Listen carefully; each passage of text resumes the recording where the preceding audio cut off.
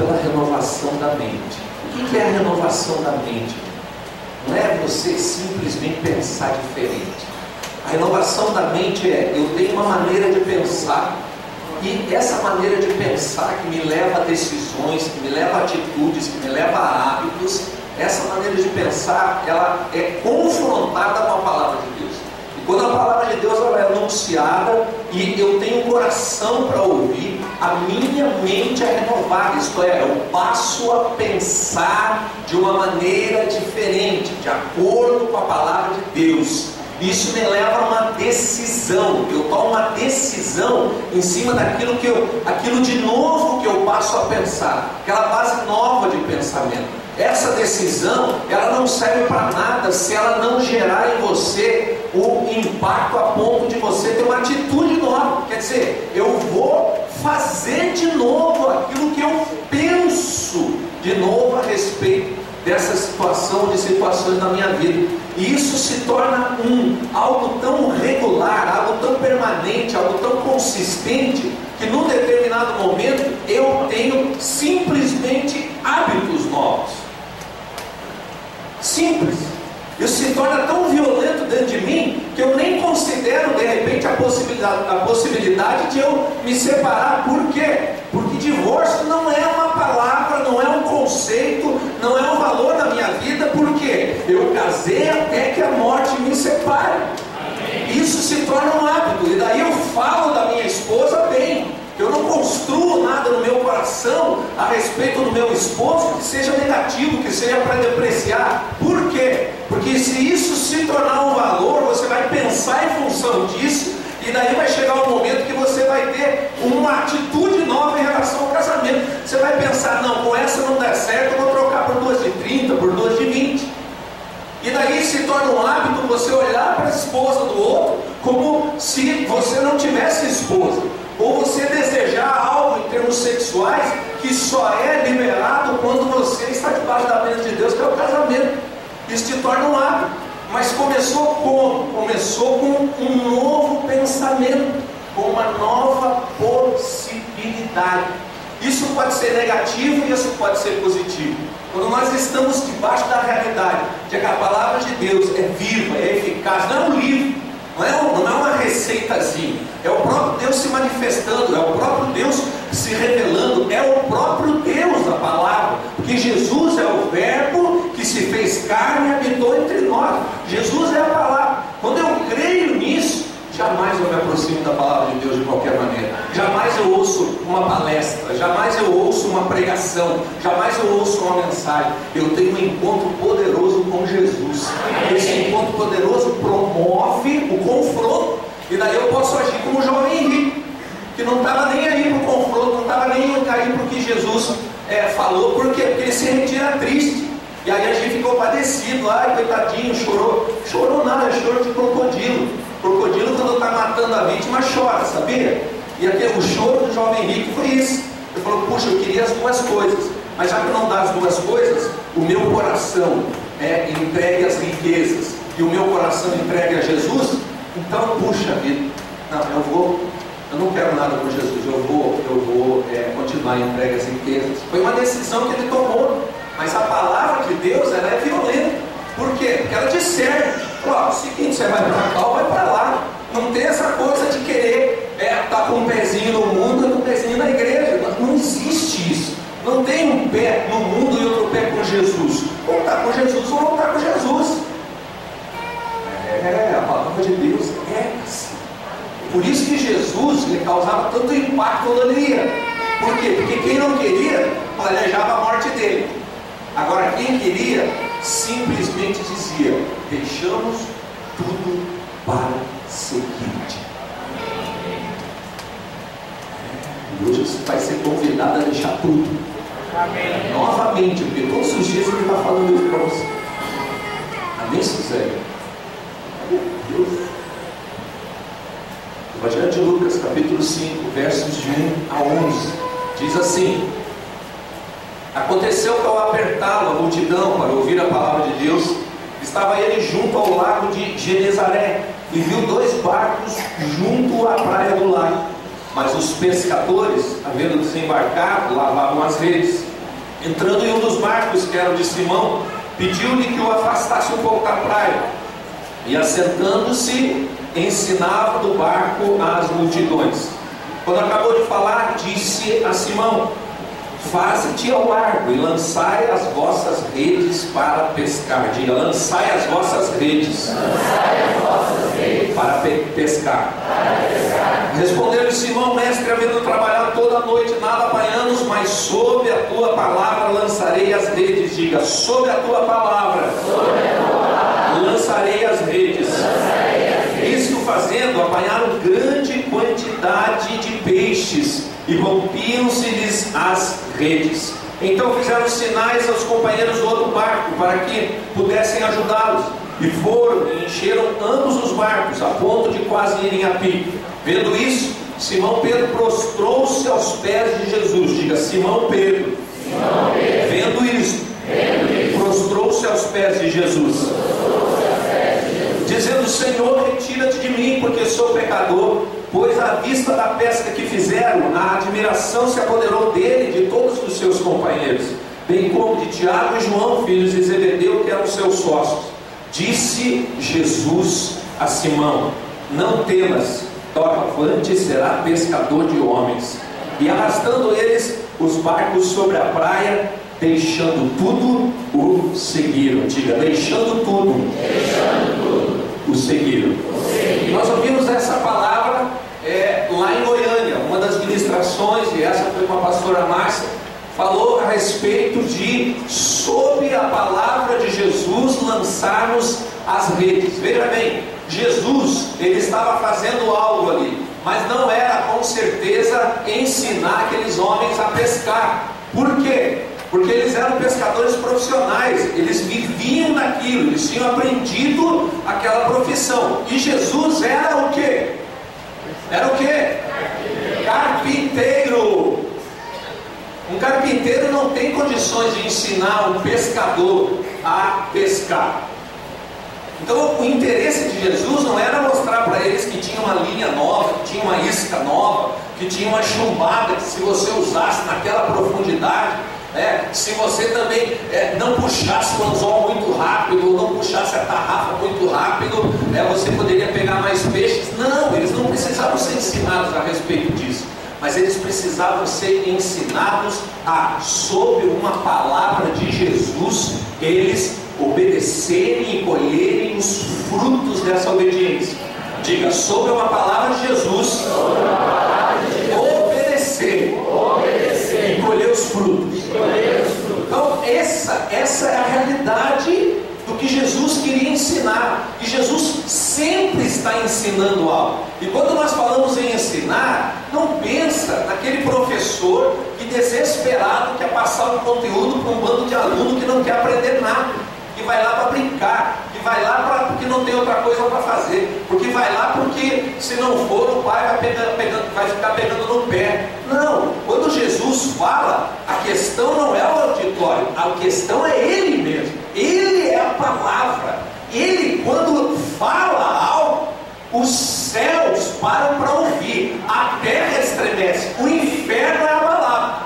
Então, quando Jesus está ensinando esses homens, Ele está ensinando o seguinte: daqui a pouco eu não vou estar com vocês, daqui a pouco vocês não vão me ver, e aí vocês vão ter que caminhar sobre a palavra que eu tenho ensinado para vocês. Vocês vão ser convidados, diante das circunstâncias da vida, a obedecer, e obedecendo, colher os frutos da obediência. E sabe quais são os frutos da obediência? Você está aprovado para desfrutar do reino de Deus. Sabe quando Jesus morreu e Jesus simplesmente cumpriu aquilo que Ele havia dito? Ele disse: eu vou morrer. E eles ficaram loucos da vida, desamparados. Pedro falou para Jesus: Jesus, não vai, Jesus, que deu na tua cabeça de você deixar de ir? Não vai para Jerusalém, fica com a gente aqui. Lá, o Senhor está avisando que lá o Senhor vai morrer, então, por favor, não morra, fique aqui conosco. Ele já tinha anunciado, ele anunciou, e tudo que ele anuncia ele cumpre, porque ele é a palavra, ele é a verdade. Quando ele lança a palavra dele, está determinado que vai acontecer. E aconteceu. E aí eles ficaram de cara. Por quê? Porque eles não obedeceram mediante a palavra que tinham ouvido. Jesus queria dizer para eles: se preparem, porque vai chegar um tempo difícil na vida de vocês. Aí o que eles fizeram? Eles voltaram a pescar. Mas Jesus diz nesse texto que eles eram o quê? Pescadores de homens. Pescadores de homens. Eles estavam obedecendo a Jesus? Não. Eles estavam caminhando sob uma palavra de Jesus? Não. E eles colheram os frutos? Não, também. Porque eles estavam pescando o que naquela hora? E eles eram pescadores de homens. Eles eram 11 ainda? Eram 11. Por quê? Porque eles deixaram de receber os frutos. Que frutos? Mais homens, mais gente decidida a caminhar com Jesus, mais gente decidida a deixar tudo e seguir Jesus. E aí quando Jesus morre, Jesus ressuscita, Jesus vai em direção a eles, e aí eles já estão esperando Jesus, já tem alguma coisa acontecendo, mas eles estão, quando Jesus se encontra com eles, eles estão fazendo o quê? Pescando. No Evangelho de João, capítulo 21, ele está pescando, e lá acontece uma realidade espiritual igual a essa, a mesma coisa. Esse trecho da palavra de Deus é colocado um título na sua Bíblia. Não tem um título nela aí? Isso aí foi inserido. Isso aí não é Bíblia. Esse título aí não é Bíblia. É um título colocado para te situar naquilo que está acontecendo.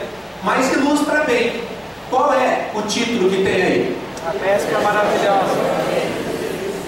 No meu, sabe qual é? A pesca maravilhosa. Servem as duas coisas. Por quê? Porque Jesus estava lá em João 21 chamando os seus discípulos para viver a mesma coisa que Jesus já tinha chamado para eles viverem nesse tempo da vida deles. E sabe por que a igreja muitas vezes ela não avança? Porque Jesus tem que estar toda hora falando para você viver algo que ele já disse para você viver há anos. Lá em Piraquara, menino de 16 e 15 anos, menino de 16 com uma menina de 15 anos, chegaram na vida da igreja lá em Piraquara, o obreiro Tiago e a Jaqueline receberam esse casal. São meninos de 16 e 15 anos. E eles tinham já um relacionamento bem avançado. Aí o obreiro Tiago e a Jaqueline conversaram com eles a respeito da corte, do caminho de santidade, do caminho de você se relacionar com Deus e se relacionar um com o outro a partir de uma direção de Deus, a partir da palavra de Deus, a partir do comportamento que Deus quer estabelecer no relacionamento. Levaram para casa deles, explicaram, tentaram 1, 2, 3 encontros, deu uns 2 meses, eles foram embora. E aí, ontem eu fiquei sabendo que eles voltaram. Glória a Deus, eles voltaram. Agora eles querem viver na corte. Só que tem um detalhe: agora tem uma criança de alguns meses. Jesus fala, não obedece, não se colhe os frutos. Outro fala, se obedece ao que o outro fala, e se colhe os frutos também, a gravidez. Um casal de 17, 16 anos cuidando de uma criança. Mas por quê? Jesus fala, não obedece, colhe os frutos da desobediência. Aí Jesus tem que falar de novo. Só que quando Jesus fala de novo, se ouvir, já vai ter que ouvir com uma consequência que não dá para reverter. Jesus estava dizendo, lá em João, ele está dizendo, já ensinei isso para vocês, caminha sobre a minha palavra, caminha sobre a minha palavra. Jesus disse, não vos deixarei órfãos. Por isso que Jesus disse, não vos deixarei órfãos. Sabe por que eles voltaram para pescar? Porque eles se consideraram órfãos. E daí eles voltaram para pescar, sendo que eram pescadores de homens. Eles não ouviram Jesus.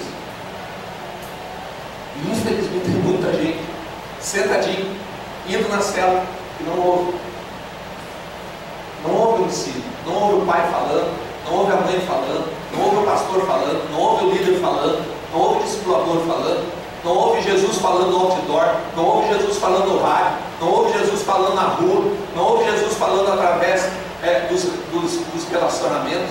Hoje pela manhã nós tivemos aqui a Escola da Família. Alguns casais da igreja aqui que estão com dificuldades no casamento, porque eu sei, os outros líderes sabem, nós estamos investindo nesses casamentos para quê? Para que não se percam. Os irmãos não vêm, não vieram, não vieram. Sabe o que vai acontecer durante a semana?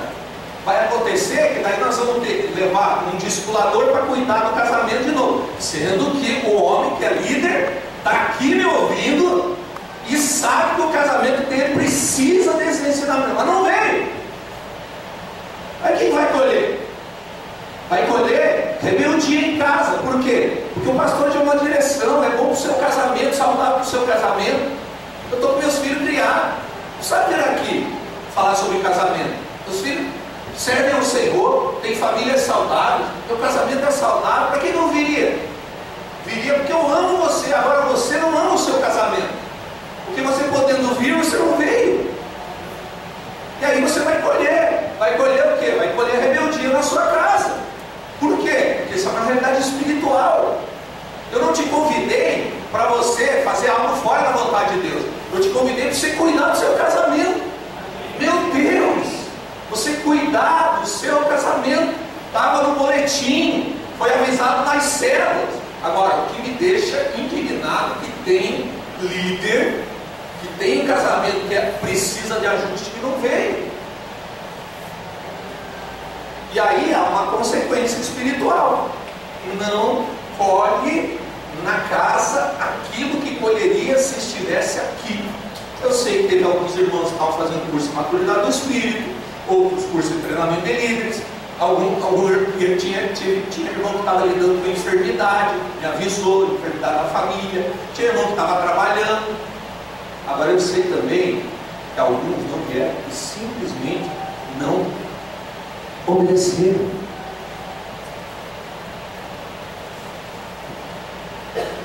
Os casais que estiveram hoje de manhã aqui, levanta, por favor.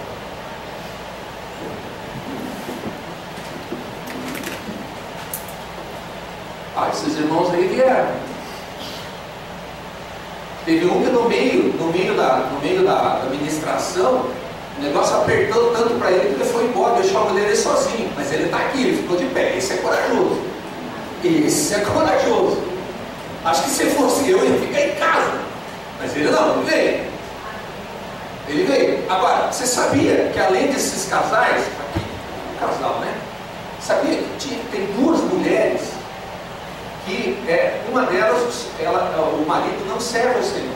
E é da casa. Moram juntos, tem um casamento estabelecido, mas o marido, ele não entregou a vida para Jesus. Ela estava aqui. Ela está aqui desde o primeiro encontro. Desde o primeiro. Tem uma outra irmã que o marido dela rompeu o relacionamento com ela há anos. E ela está aqui. Sabe por quê? Porque ela caminha sob a palavra que foi liberada sobre o casamento dela. Ele vai voltar. Amém. Aí você, irmão, que podia ter vindo aqui, você que podia ter recebido, você ficou em casa. Havia uma palavra para você.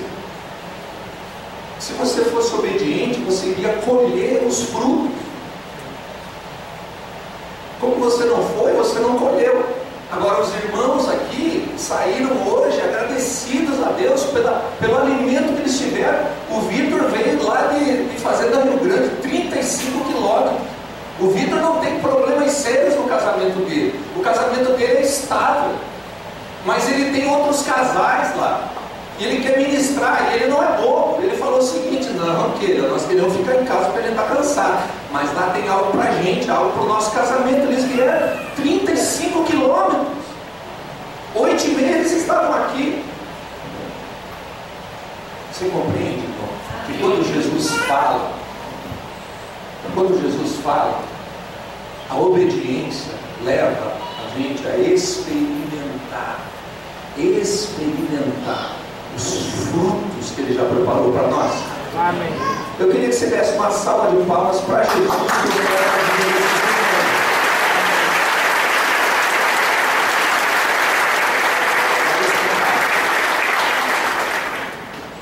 Então olha só, Jesus quer que nós colhamos os frutos segundo a palavra que Ele nos deu. Aleluia! Amém. Jesus é bom, irmão? Amém. Então as palavras dele são boas? Amém. O que Ele tem para nós é bom? Amém. Ele tem frutos bons para a sua vida? Amém. Tem ou não tem? Amém. Então Ele quer te ensinar.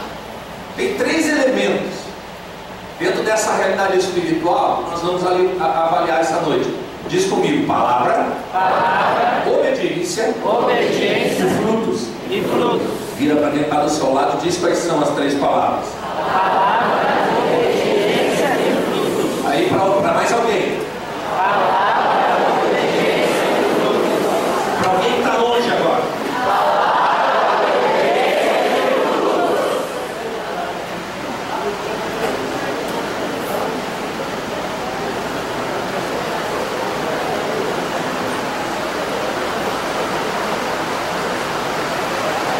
Primeiro desses elementos dessa realidade espiritual que Jesus quer nos dar frutos e nos dar frutos através da obediência a uma palavra dele é a palavra.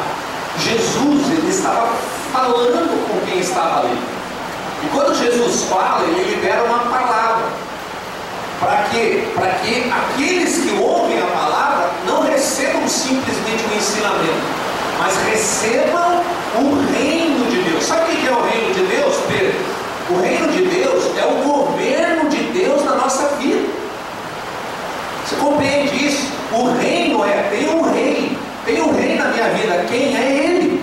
Ele governa sobre a minha vida. Então toda palavra que Ele libera fala dessa realidade do reino ser estabelecido, ser confirmado dentro de mim. Por isso que a obediência é fundamental. Mas qual é o problema? Muitos só ficam olhando para os milagres, para aquilo que podem receber das mãos de Jesus. Muitos só ficam impressionados com a manifestação do poder, né? O mar se abrindo, eu de repente recebendo um dinheiro que eu não esperava. Mas a verdade é que isso não mantém a fé, isso não sustenta. O que sustenta mesmo é a palavra que você recebe todos os dias, e não uma palavra qualquer, a palavra de Jesus, a palavra de Deus. Não adianta você querer as grandes manifestações, as grandes maravilhas, se você não consegue discernir Jesus falando com você nos ambientes onde você está e nas coisas pequenas da vida. Não adianta.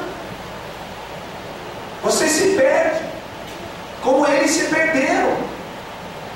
Eles eram pescadores de homens e num determinado momento da vida eles esqueceram disso. Por quê?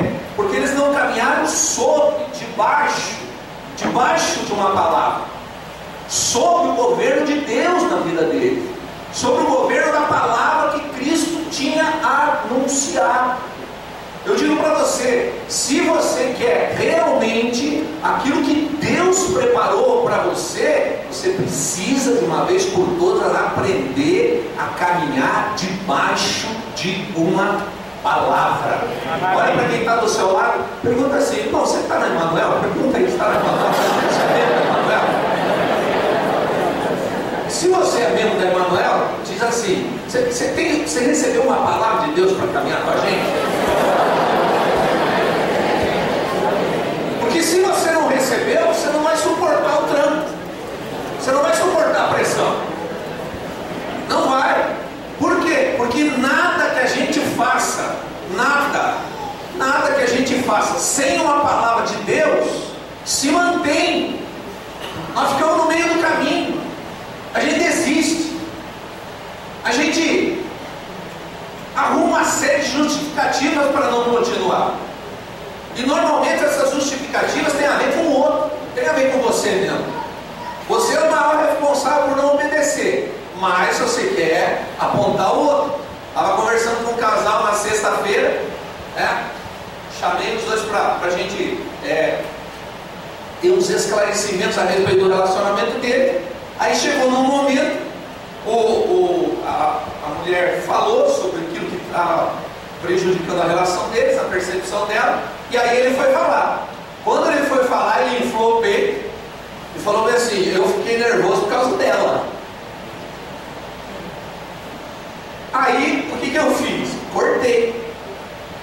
Eu falei: não, o que você está falando? Você ficou por causa dela? Não, agora só espera eu falar. Eu esperei ela falar, agora só tem que esperar eu falar. Então eu falei: não, você não esperou ela falar. Quando ela estava falando, você não estava nem ouvindo.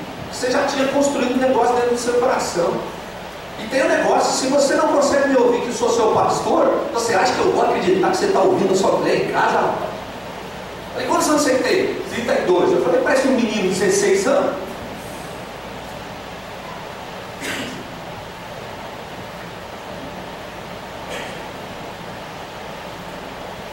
Não sei se é coincidência, mas ele não veio para o culto. Espero que seja coincidência.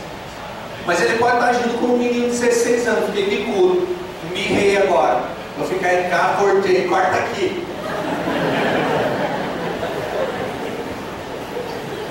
Mas a mulher dele está aqui. Eu não sei se ele não veio por causa disso. Talvez tenha um motivo mais sério.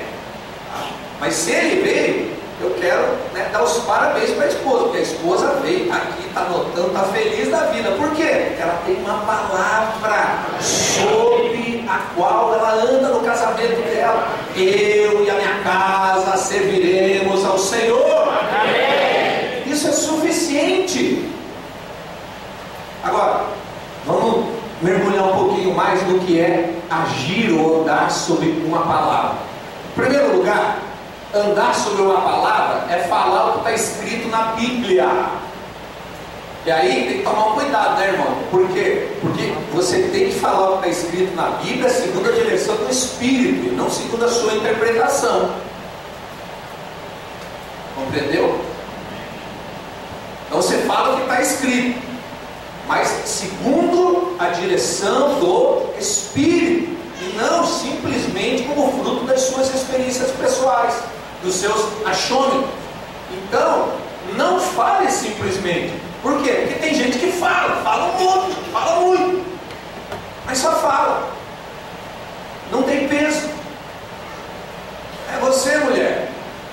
Um dia eu estava vendo um comentário lá na Maratona Conjugal. Eu sou um pastor participativo, né, irmão? Então eu não falo da vida dos outros, eu falo da vida da igreja. Estava lá na Maratona Conjugal, as irmãs, porque os maridos falam pouco, as mulheres falam 30 mil vezes. Por que fala 30 mil palavras? Porque 15 mil é para repetir as primeiras 15 mil. Aí eu fiquei pensando, eu fiquei só avaliando. Eu falei: ih, rapaz, o negócio tá meio esquisito no casamento dos irmãos. Por quê? Porque está dizendo que o outro é falhinho no entendimento. Está dizendo que o marido é o quê? É alguém que tem que ficar repetindo, porque ele é fraquinho na hora de compreender. É isso, irmãos. Então não fale simplesmente. Eu gosto de brincadeira. A gente brinca muito no presbitério. Estamos chorando e estamos rindo. Nós temos um ambiente livre para rir. E crente tem que rir mesmo, tem que gostar de rir. Agora, tem que tomar cuidado, porque de repente você está falando algo que é contra o que a palavra de Deus diz.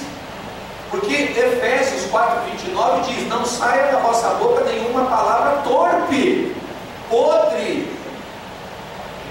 mal cheirosa, mas somente uma palavra que for boa para edificação, para que derrame graça sobre quem ouve essa palavra. Então, andar sobre uma palavra é falar o que está escrito na Bíblia. Meu marido é fera. Ele não precisa nem me ouvir, ele já sabe antes. Não é assim. Mas você está anunciando algo que o Senhor quer fazer na sua vida e na vida dele. Amém. Então, se tiver que falar que ele é meio lentinho, guarda isso entre vocês dois com quem pode ajudar. Não põe no grupo do Maratona Conjugal, porque não edifica. E os irmãos que deram risada, kkkkkk, reveja Olha só, não dê a sua opinião, diga aquilo que Deus disse. Sabe por quê? Sabe por quê? Você vai ler. Ô Rodrigo, pega aí a Bíblia, você que é o doutor oficial aí dos versículos, pega aí, vocês já vão, quem não conhece já vai entender. Hebreus 4:12. Por que nós temos que falar só o que está escrito? Por causa disso que ele vai ler agora. Vamos lá. Pois a palavra de Deus é viva e eficaz, e mais afiada que qualquer espada de dois gumes. Ela penetra até o ponto de dividir alma e espírito, juntas e medulas, e julga os pensamentos e intenções do coração. Amém. Então é o seguinte, eu respeito o fato das mulheres falarem mais e digo também que os homens precisam aprender a interagir mais com as mulheres. Mas dessas 15 mil palavras que vocês falam todo dia, quantas que são palavras de Deus? Beleza? Vai com essa para casa, conversa com os filhos. Andar sobre uma palavra também é agir de acordo com a revelação dada por Deus. Irmãs, eu assino.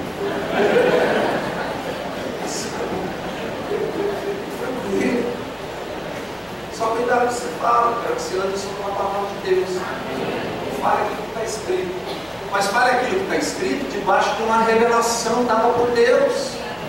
Algo que é fruto do seu relacionamento com Deus, porque revelação vem da realidade que eu sou aquele que tem prazer em conversar com Deus, prazer em ouvir a Deus, prazer em perceber Deus em meio às circunstâncias.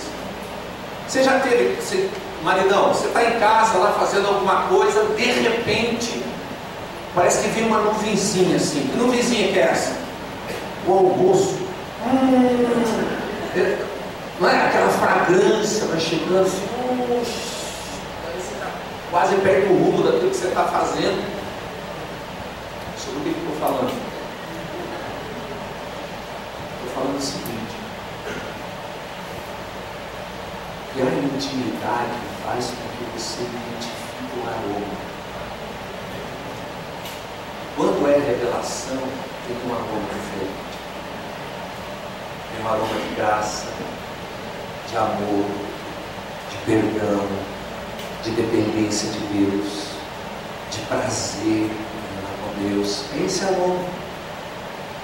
Então, não ande sob uma palavra sem ter convicção que aquilo foi revelação dada por Deus. Mas agora, uma vez que Deus falou, não negocie. Não negocie. Foi o que eles fizeram. Num determinado momento, por causa da pressão, eles negociaram. E eles deixaram. Sabe qual é o problema de negociar? Aquilo que Deus fala, aquilo que Deus revela, aquilo que Deus ministra, é que você deixa de viver com aquilo que você já é. Eles eram pescadores de homens, eles não eram mais pescadores de peixe. O negócio deles era o reino de Deus, não era comprar barco, fazer rede, limpar a rede, olhar a maré, não era mais. E eles simplesmente, por não andarem sobre a palavra que Jesus tinha revelado para eles, eles deixaram de viver como eles eram. Tem muito filho de Deus hoje vivendo como se fosse órfão. Tem muito filho de Deus, co-herdeiro em Cristo Jesus, que vive espiritualmente na miséria. Por quê? Simplesmente porque recebeu uma palavra revelada e negociou, não andou sobre ela. E por que eu poderia dizer andar sobre e andar sob? Mas hoje a aplicação é sob, quer dizer, é debaixo. Debaixo, por quê? Porque essa palavra ela governa, porque a palavra não é uma opinião, a palavra é o próprio Cristo. Então ela governa. Amém. Por isso que você anda sob ela. Há momentos em que nós vamos aplicar que você vai andar sobre, por cima. Mas hoje a ênfase tem um governo sobre a minha vida. Tinha um governo sobre a vida deles que era Cristo, mas eles, num determinado momento, negociaram, porque por causa da pressão. E qual foi a pressão? Qual foi a pressão que os fez negociar? A morte. Não a de Jesus, a deles. A deles. Porque eles iam morrer junto. Por isso que eles vazaram. Andar sobre uma palavra também significa agir mediante a palavra da autoridade delegada por Deus. Não era Deus que estava falando naquele momento, era um homem, Deus, chamado Jesus. E eles reconheceram a palavra num determinado momento. Eles caminharam sobre essa palavra num determinado momento. Por quê? Por quê? Porque houve um momento que eles disseram: deixamos tudo para seguir. Então eles reconheceram. Qual é o problema? O problema é que houve uma outra autoridade delegada que seria liberada, que foi liberada sobre eles, que eles não ouviram, que era o Espírito Santo, que Jesus soprou o Espírito. E eles podiam caminhar sobre aquela palavra, ou simplesmente não caminhar na razão. Não tiveram nenhuma experiência com o Espírito Santo, mas Jesus falou, se falou, está falado, acabou. Mas eles não andaram sobre essa realidade da palavra da autoridade delegada. Então, quando a gente coloca, vem aqui, estamos oferecendo para você um cuidado do seu casamento. Aí você fica em casa. Não, mas tinha mais coisa, ela tinha que resolver. Resolver, ela não resolver daqui a umas 2, 3 semanas, quando você vier pedir arrego. Por quê? Porque os princípios que você devia ter recebido hoje, você não recebeu. Você não caminhou sob uma palavra da autoridade delegada. Eu acho que alguns pensam que eu e a pastora, a gente aperta um botão lá em casa, para quando a gente chegar meio-dia, a comida está pronta. Não é assim lá não, irmão. Chega meio-dia e meio, daí que vai fazer o rango.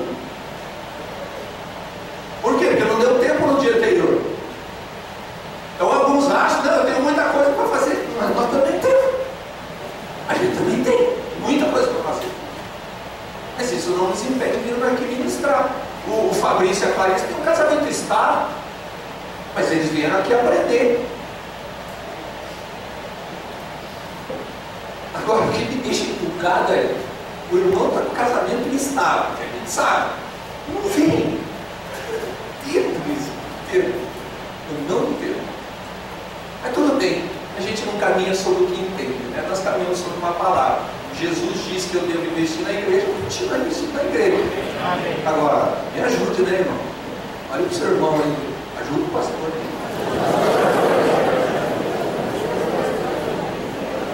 E aí, sabe o que vai acontecer? Você andando sobre a palavra, vai acontecer que vai chegar, Jesus vai estreitar. Ele vai estreitar. Por quê? Porque no momento ele vai dizer para você: não, agora você deixa tudo e me segue. Amém. Deixa tudo e me segue. Chegou o momento de largar tudo. Vou dizer para você, em particular, Jesus está dizendo para você largar algo. Larga de uma vez. Para de resistir. Larga.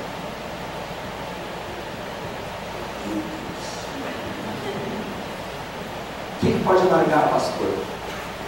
A falta de ousadia para convidar os seus parentes hoje à noite para ir para o encontro. Largar o medo de ser rejeitado amanhã quando você chegar com um monte de folha de inscrição lá no trabalho. Tudo de gente que não conhece a Jesus, você é o único que está lá e você fica distribuindo, não apenas distribuindo, entregando. É o seguinte: Jesus pode mudar a sua vida também, tem poder para mudar a sua vida. Basta você querer estar aqui no encontro e fala comigo daqui a 15 minutos. Tem uns que vão fazendo, na época de criança, era galinha gorda, né? Fica jogando para cima para ver se alguém apara. Não, talvez seja isso. Falta simplesmente uma ação, porque larga a mão do medo, larga a mão de querer todo o controle, deixe todo o controle na mão de Jesus, porque quer você ache ou não, nunca você vai ter controle de nada. Uma irmã ligou para mim e bateu o carro. Ai, Jesus. Chorei com ela, depois eu chorei, viu? Chorei na hora tinha que manter firme. Mas ela bateu o carro e falou que era uma experiência ruim, daí não funcionou o freio de mão, mas ela estava agradecendo a Deus porque ela tinha o carro para vir, isso facilitava o deslocamento. Tem um carro, pelo jeito que um estrago, um jóia assim, né? Um estrago violento. Aí falei para ela, tem que ser a pé, porque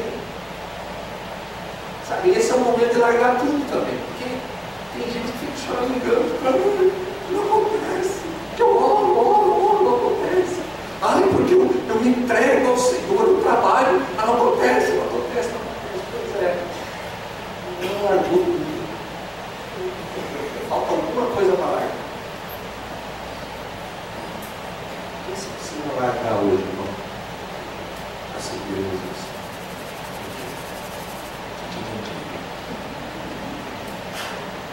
O segundo elemento é a obediência. Qual é o primeiro elemento? E o segundo elemento? Obediência. Então, nos versos 6, 8 e 11, são revelados ali 3 momentos específicos de obediência. Então, olha para o texto, olha para a sua Bíblia e vê se consegue localizar. Os 6, 8 e 11. Eu registrei aqui, mas eu quero que você dê uma olhadinha, né, para você marcar. Três os momentos de obediência. Então olha só, eles tinham pescado a noite inteira, eles eram pescadores profissionais, jogaram as redes. Quando eles estavam voltando, né, da pescaria, não tinham pescado nada. Aí chega um carpinteiro que diz para ele: volta lá e pesca naquele mesmo lugar onde você não pegou nada. O carpinteiro. Porque carpinteiro tem um jeito, pescador tem outro jeito, pescador tem um cheiro, carpinteiro tem outro cheiro. Quando Jesus chega e fala, ele não está com cheiro de pescador, com jeito de pescador, ele está com cheiro de jeito de carpinteiro. Aí Pedro podia ter dito: o que esse cara quer me ensinar, né?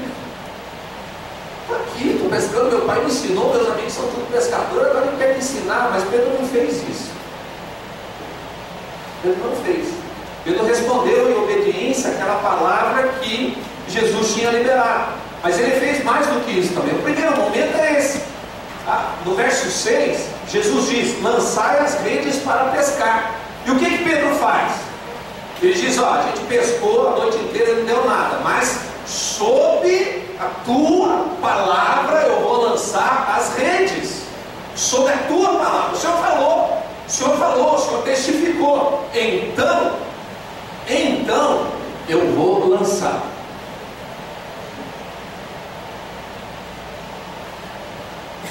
No verso 8, ele tem o segundo momento de obediência. Qual é? Ele se prostra aos pés de Jesus. Ele reconhece quem é Jesus. Ele tem revelação de que aquele não era o carpinteiro querendo dar pitaco no trabalho de pescador. Ele tem a revelação de que aquela palavra vinha da parte de Deus. Ele tinha que parar para ouvir.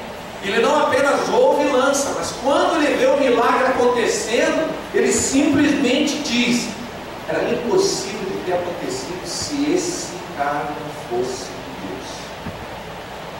Impossível. E aí, deixa eu dizer uma coisa para você. Às vezes você fica duvidando da ação de Deus na sua vida porque você ignora o seu passado, ignora como você vivia, onde você andava, as coisas que você fazia. Aí hoje alguns ficam bicudos com Deus, porque Deus não faz alguma coisa, porque Deus não responde, mas não olham no passado, não olham para a miséria que estavam vivendo, não olham para a realidade que experimentavam antes sem Jesus, ou até mesmo com Jesus, mas com um nível de entrega, de revelação muito aquém do que pode acontecer. Tem muito filho de Deus que simplesmente não sorri mais, não gargalha mais, não ri nem dele mesmo. Por quê? Porque não se prostra diante de Jesus mais, não reconhece o poder de Jesus mais, não reconhece quem é Jesus, não reconhece que o mesmo Jesus que operou o milagre de resgatar você do poço de lama, é o Jesus que está dizendo para você algumas coisas que ainda não aconteceram, como se já tivesse acontecido, porque simplesmente Ele é Deus. Amém. Ele é todo poderoso, Ele tem o controle de tudo nas mãos dEle. Amém. Mas você fica travado, não ri, não se expressa na adoração, não tem uma palavra positiva sobre as situações. Chegam animados perto de você, você joga um balde de água fria. Isso acontece com você. Não é bem assim que a gente está falando. E aí, onde é que você vai parar? Você vai parar pegando peixe. Mas não é homem mais que você vai pegar. Por quê? Porque você foi chamado para ser pescador de homem. Amém. Se você pega muito peixe, grande coisa. Tem muito homem na vida hoje, rico e tal, pegando dinheiro. Mas daí? Mas não foi chamado. O chamado de Jesus não é para você pegar dinheiro. Não é para pegar riqueza. O chamado de Jesus é para você pegar homem, você pescar homem. Amém. Você ser instrumento de Deus para trazer homens e mulheres para viver debaixo do governo dele. Amém. Porque é isso mesmo. Hoje eles vivem debaixo do governo. Era o mesmo governo que nós vivíamos antes, o governo do diabo. E aí as pessoas vêm para o reino de Deus e querem viver não mais debaixo do governo. Eles próprios querem se governar. Não, eu venho para cá, mas eu vivo do jeito que eu quero. Não. A igreja é lugar de governo. A igreja é lugar de onde tem um rei. E esse rei, ele está todos os dias trabalhando para a edificação dessa igreja. Ele que sabe o que é melhor para a igreja. Pedro fez o seguinte, ele obedeceu, prostrou-se aos pés de Jesus, reconheceu. É Deus, Deus é todo poderoso, fez um milagre na minha vida. Agora tem outro momento, ele deixa tudo e segue, que é um momento de obediência. Deixa tudo. E as palavras de Jesus, elas são bem claras a respeito disso. Jesus não floreia o discurso dele. E muita gente fica impaciente quando Jesus começa a falar sobre o deixar tudo. Por quê? Porque eles querem seguir Jesus, mas não deixar tudo não, deixar só um pedacinho, deixar só um pouquinho. Não, deixar tudo. Jesus nunca pede para você deixar uma parte. Ele sempre diz, eu quero tudo. É isso mesmo. Por isso que o evangelho, a teologia da prosperidade, ela é bem ouvida, porque você não precisa deixar tudo, só deixa a grana. Deixou a grana, está resolvido. Mas tudo não. Deixou a grana, resolve. Por quê? Porque você vai ganhar mais grana, tudo bem na sua vida. O discurso de Jesus é outro. Ele falou, tem que deixar tudo. Tudo, absolutamente tudo. Então é mais fácil seguir a teologia da prosperidade. Nós ensinamos a prosperidade, não ensinamos a teologia da prosperidade que é ensinado fora daqui. Porque a teologia da prosperidade diz que para você receber a prosperidade, não precisa largar tudo, só o dinheiro no cofre, na hora da oferta. Para encerrar, qual é o terceiro elemento? Frutos. Qual é o primeiro? Qual é o segundo? O terceiro? Frutos. Jackson, pega sua Bíblia aí, versos 6 e 7, lê para nós. Quando fizeram pregar tal quantidade de peixe, e as redes começaram a rasgar-se, então fizeram sinais a seus companheiros do outro barco, para que viessem ajudá-los. E eles vieram e encheram ambos os barcos, a ponto de começarem a afundar. Diga aleluia. Amém. Vamos ficar em pé. Quero pensar nesse último elemento dessa realidade espiritual que Jesus, sobre uma palavra, quer que obedeçamos para que nós colhamos os frutos.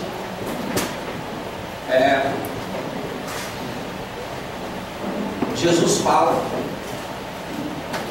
Pedro e os outros obedecem, e por conta disso nós acabamos de ler que houve uma grande quantidade de peixes. E aí eu não sei se você percebeu, ou se foi lido agora, ou lido antes, que a coisa foi tão grande que as redes começaram quase a arrebentar. Eu quero ter esse tipo de pescaria espiritual.